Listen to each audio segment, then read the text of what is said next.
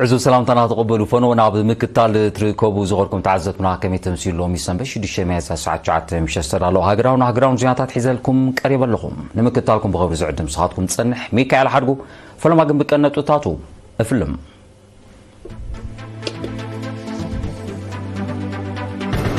كوربوريشن طريت نزراتنا بنوزوبا صنعة برتع واقع قلقلوت محرس بتراكترات يبالو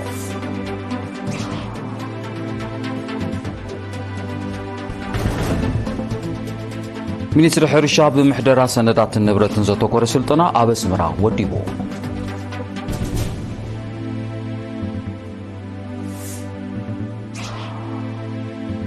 ኣብ ኑዞባ ሰልዓ መስርሕ ምውዳድ ትካላት ማሕበራዊ ኣገልግሎት ንምዕዋት ተራኮም ክዓዝዝ መተሓሳስቢ ቀሪቡ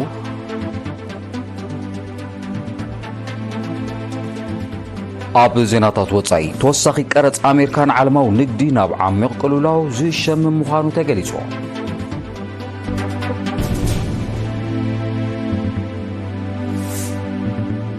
ህንድን ስሪላንካን ኣብ ምክልኻልን ካልኦት ጽላታትን ዘተኮረ 10 ስምዓት ከቲመን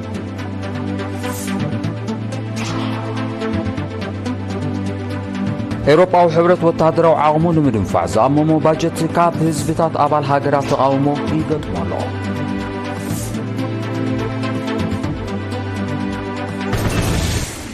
ዝርዝር ዜና ኣብ ኑዞባ ሰንዓፈ ክራማት ብዝግበር ዘሎ ምድላት ኮርፖሬሽን ጥሪትን ዘራትን ብርትዓዊ ዋጋ ኣገልግሎት ማሕረስ ይህብ ኣሎ ንስራሕ ዝከታተል ዘሎ መንእሰይ ተስፋልደት ክብሮም እቲ 10 ትራክተራት ብምውፋር ንሰዓት ብሕሳብ 175 ናቕፋ ዝዋሃብ ዘሎ ኣገልግሎት ማሕረስ ድሮ ካፕተን 15 ምምሕዳራት ከባቢ ኣብተን 8 ከም ተዛዘመ ገሊጹ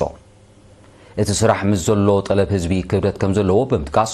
ኣብ መጻኢ ጠለብን ቀረብን ዝመዓራርየሉ ኩነታት ክፍጠር ኣተሓሳሲቡ ኪላ ልምዓት ዘራእቲ ኣቶ ዕቑባይ መብራህቶም ቦገኑ በቲ ዓመት መጽ ኣብ ግዜ ነቕሊ ዝዋሃብ ርትዓዊ ኣገልግሎት ትራክተራት ሎም ዓመት ድሮ 5000 ሄክታር ከም ተሓርሰ ኣረዲኡ እቲ ዝዋሃብ ዘሎ ኣገልግሎት ማሕረስ ካብ ገንዘባዊ ክሳራን ሃልኪ ጉልበትን ዘናግፍ ጥራይ ዘይኮነ ካብ ባህላዊ ናብ ዘመናዊ ማሕረስ ዘሰጋግር ስለ ዝኾነ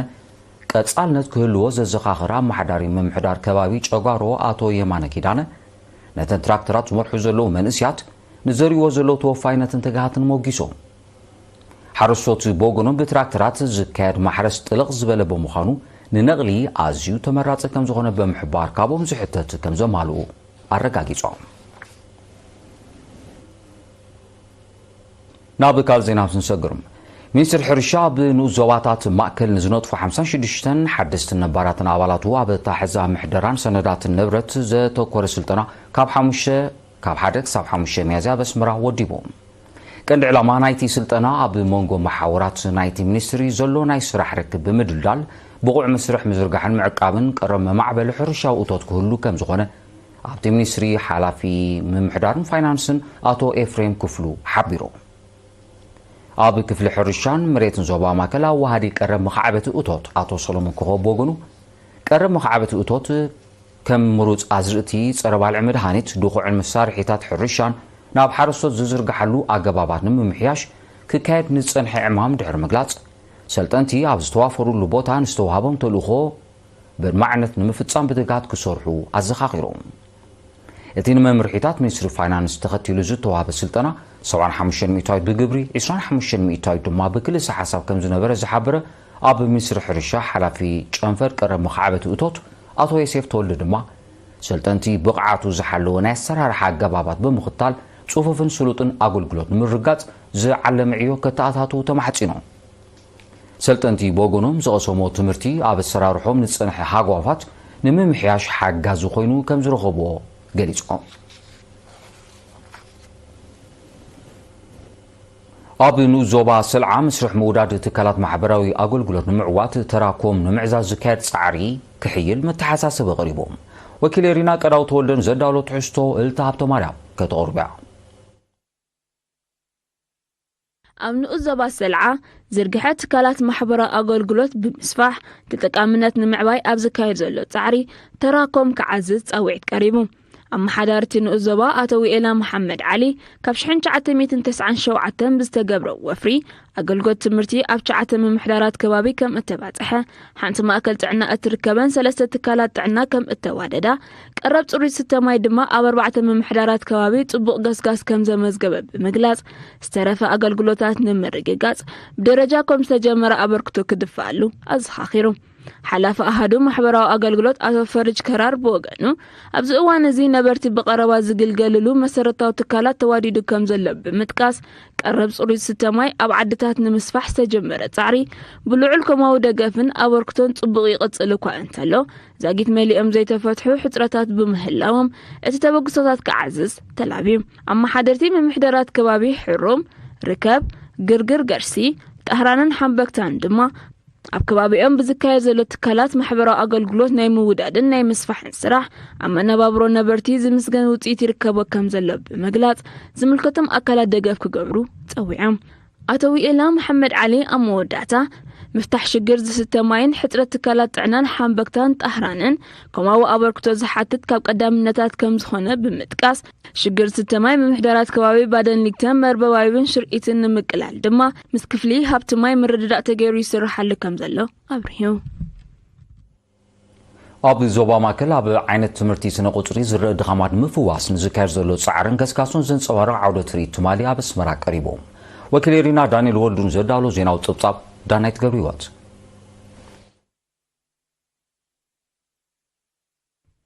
نمسرح ممهارن مستمهارن سنة قطري زن صبارق عودة رئيت مخصقواس ايرتراو شوهات اب سنة قطري بزبل تيما بدرجة زبا مأكل اب كتري اكسبو قريبهم ازي عودة رئيت حلقة اغلال ستاف منيستر مكلخال جنرال فيليب أسولد يوهانسي كفيتوام حلافي جنفر منيستر تمرتي ممهر بلاهاب تقابراب زسمعو قال نتي اب سنة قطري كرئزت أن حد خامات نمفواس اب مصنعتو صحفات مركز بمغبار اب اغباب امهاهران زتااتات ولوطتاتن نزتخايده سلطناتاتن نمنصبرا كم اتودبه غليصوم نتخونتات نمغمغامن نممحياش سغمتن موسادن ጨንፈር ትምርቲ ዞባ ማእከል ኣብ 2024 عوده زته كم زودبه ناستات 800 ممهرانن حالفت امراراح ትምርትን ድማ ስልጠናታት ከም ዘካየደ በመጥቃስ ውጪቱ አተባባዕ ምዃኑ አብሪሁም وكيل مينستر تمرتي أتو بيتروس هايلا ماريان بوغانو أب سنقوطري زر إدخامات نمفواس بدرجة هاجر تعرتاتي كايد كم زلو تغيسو أجباب أمها هراب بمحياشن أتحساسبات مهارب بمقيارن زحاشو وتسيت نممزقاب اتسرح كتسالي كم زخونا أبريهم أب مودعتا نلعلي 4 عامتات عودة تمرت سنقوطري كم هرو نزت صنحون زلوون 20 حدن قدايم ممهران مدالياتاتن ورقة مسكرن تعديلوم إذا كم زيلون كله أقدمان أبيات تمرت كلاي درجة سماعتاتن أسمر حفشاون معلتي سنة أطري بيت تمرت إبراهيم سلطان دما معلتي محبرة وسنفلت أتك كايدان كلوا زي طرف أبيات تمرت دما أبز قتصل معلتات كم زكايدا تفليت اللهم هاجراوي محبر حربينياتا سنكولان كينات إيرترا بوشت وطن كاب زنبرو قدوسا زيكاتات لعل 800 شح ناقفا غنزب حاجز رغيبهم كابتي غنزب 617 شحن 619 ناقفا بابلات جنفر محبر اب دنمارك ابلات حماده نوس جنفر اوفنبردايش جيرمان كمون جلتات صنعاتن عوتنا حفاشن زتبركته مخانو ابو ومبر هاجراو محبر حربينياتا سنكولان كينات إيرترا اتو فساي تسفا ميكائيل غليصو بتوسعي اب دنمارك زنبرو ابلات جوجله بارتوك اي بي ال اف هجدف فيجن رومدما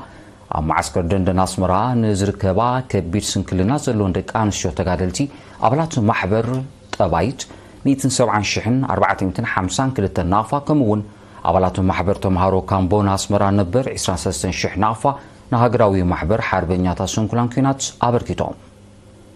بربعة ميازياب استخايد سنسرعات مرخاب نتغنزباو حاجز زركبو زيكاتات نيرينا بزهابو حابريتا أوشتن وطان زنورو زيكاتات نحربينياتا سنكولان زقبرو غنزباو نعينتاون دقف مرأيا نايتي مسحاقروم زلووم التسارن أبلعلا حربينياتا سنكولان كينات زلووم أخبرت مخانو الرقاقيتهم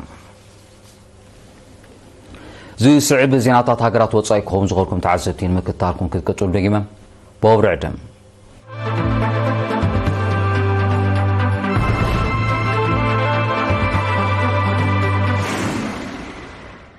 ዜናዊ መሰናዶ ኤርቲቪ ናውጽለ ይዝغርኩም ተዓዘብቲ ስለመከታልኩም አዝየ መስክን ዜናታት ሃገራት ወጻይ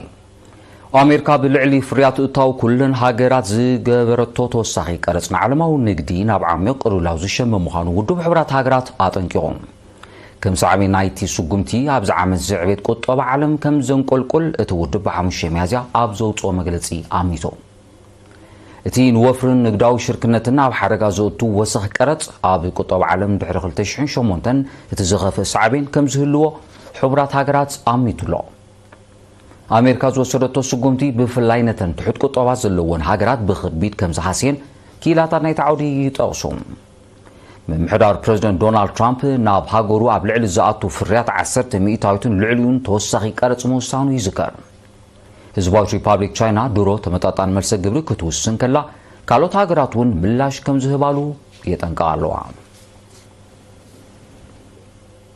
ህንድን ስሪላንካን ኣብ ምክልኻልን ካልኦት ጽላታትን ዘተኮረ 10 ስምዓት ከቲመን እቲ ስምዕ ቀዳማይ ሚኒስትር ህንዲ ናሬንድራ ሞዲ ብ5 ሚያዝያ ብስሪላንካ ምብጻሕ ኣብ ዝፈጸመሉ ኣጋጣሚ ተፈሪሞም ኣብ ጽላት ምክልኻል ብመሰረት ዝተበጽሐ ስምዕ ክልቴን ሃገራት ስሩዕ ሓበራዊ ወታደራዊ ልምምድ ስልጠናን ወታደራዊ ምምኻርን ከካይደን እቲ ስምዕ ኣብ ምምዕባል ወታደራውን ጸጥታውን መድያት ተርኡ ቀሊል ከም ዘይከውን ኣፍሊጠን ኣለዋ እዚ ከምዚ ኢሉ እንከሎ ህንድን ስሪላንካን ኣብ ቁጠባ ጥዕና ትምህርትን ጸዓትን ክተሓጋገዛ ዘኽእል ስምዓት ተፈራሪመን ህንዲ ቁጠባ ስሪላንካ ንምብርባር ገንዘባዊ ደገፍ ከም እትገብር ቀዳማይ ሚኒስትር ናሬንድራ ሞዲ ሓቢሩሎም ኤውሮጳዊ ሕብረት ወታደራዊ ዓቕሙ ንምድንፋዕ ዝኣመሞ ገዚፍ ባጀት ካብ ህዝብታት ኣባል ሃገራት ተቃውሞ ይገጥመሎ ነቲ እማመ ዝቃወም ሰላማዊ ሰልፊ ኣብ ኢጣልያ ፈረንሳ ቤልጅየምን ካልኦት ሃገራትን ክካየድ ከም ዝቐንዩ ድማ ተቃሊሑ እቲ ሕብረት ወታደራዊ ጽላት ምምዕባል 800 ቢልዮን ዩሮ ክስልዕ እማመ ኣቕሪቡ ከም ዘሎ ዝፍለጥ ኮይኑ እቲ ባጀት ንቁጠባ ኣባል ሃገራት ኣብ ሓደጋ ዝእቱ ምዃኖም ሰልፈኛታት ገሊጾም ኤውሮጳዊ ሕብረት ናይ ምክልኻል ዓቕሙ ንምድላል ዝኣመሞ ገዚፍ ባጀት ብዋጋ ቁጠባ ኣባል ሃገራት ክኸውን ከም ዘይግባእ ኪላታት ከጠንቅቑ ጸኒሖም እዮም ሃገራት ኤውሮጳ ካብ ጽግዕተኛነት ኣሜሪካ ብምውጻእ ናይ ገዛ ርእሰን ዓቕሚ ምክልኻል ከውሕሳ መደበን እኳ እንተለዋ እቲ ውጥን ኣብ ሓጺር እዋን ክሰምር ከም ዘይክእል እቶም ኪላታት ይጠቕሱ ጸጥታ ኤውሮጳ ብፍላይ ድሕሪ ምውላዕ ኩናት ዩክሬን ከም ዘንቆልቆለ ዝጠቕሱ ጸብጻባት ኣባል ሃገራት ጸጥተን ንምውሓስ ይጓያ ምህላወን ይረዱ ምስ ሃገራት ምዕራብ ኣፍሪቃ ዘለዋ ኩሉ መድያዊ ዝምድናታት ንምድንፋዕ ትሰርሕ ዘላ ሩስያ ኣብ ኒጀር ኤምባሲ ከም ትኸፍት ኣፍሊጣ እቲ መደብ ኣብዚ ዓመት ከም ዝትግበር ሚኒስትሪ ጉዳያት ወጻኢ ሩስያ ሰርጌይ ላቭሮቭ ሓቢሩ እቲ ስጉምቲ ኣካል ናይቲ ኣብ መንጎ ክልቴን ሃገራት ዝምዕብል ዘሎ ዝምድናታት ምዃኑ ዝጠቐሰ ሚኒስትር ላቭሮቭ ንምኽፋት ኤምባሲ ዝምልከት ንጥፈታት ድሮ ከም ተጀመረ ኣረድዩ ሚኒስትር ላቭሮቭ ብ4 ሚያዝያ ምስ ሚኒስትራት ጉዳያት ወጻኢ ማሊ ኒጀርን ቡርኪና ፋሶን ኣብ ከተማ ሞስኮ ኣብ ዘካየዱ ርክብ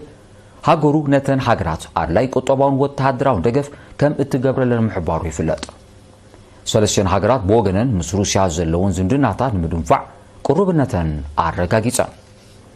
ሩስያ ነተን ሃገራት ኣብ ምቅላስ ሽበራ ዝሕግዘን ደገፍ ክትገብር ምጽናሓዮም ጸብጻባት ዘረዱ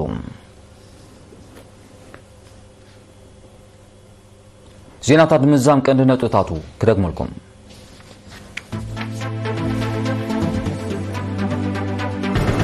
ኮርፖሬሽን ጥሪትን ዘራትን ኣብ ንዞባ ሰንዓፈ ብርቱዕ ዋጋ ኣገልግሎት ማሕረስ ብትራክተራት ይህብ ኣሎ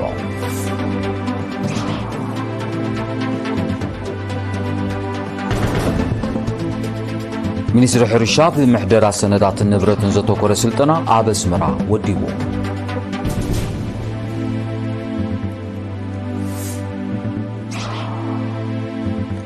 ኣብ ንዞባ ሰልዓ መስርሕ ምውዳድ ትካላት ማሕበራዊ ኣገልግሎት ምዕዋት ተራኮም ክዓዝዝ መተሓሳሰብ ቀሪቡ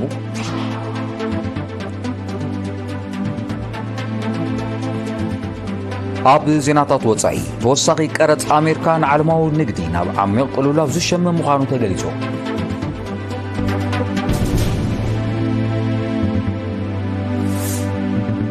ህንድን ስሪላንካን ኣብ ምክልኻልን ካልኦት ጽላታትን ዘተኮረ 10 ስምምዓት ከቲመን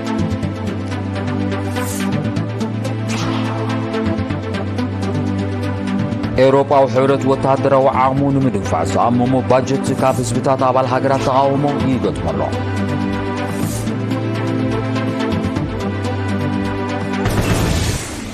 ዝኸበርኩም ተዓዘብትን ሎም ሸስተዳሎ ዜናዊ መሰናዶ ኣብዚ ፍጸም ስለምክትታልኩም ኣዝየ መስግን ውድድር ታሪኻዊ ፍልጠት ቡያ ስዒባት ቀርብያ ቦገኒግን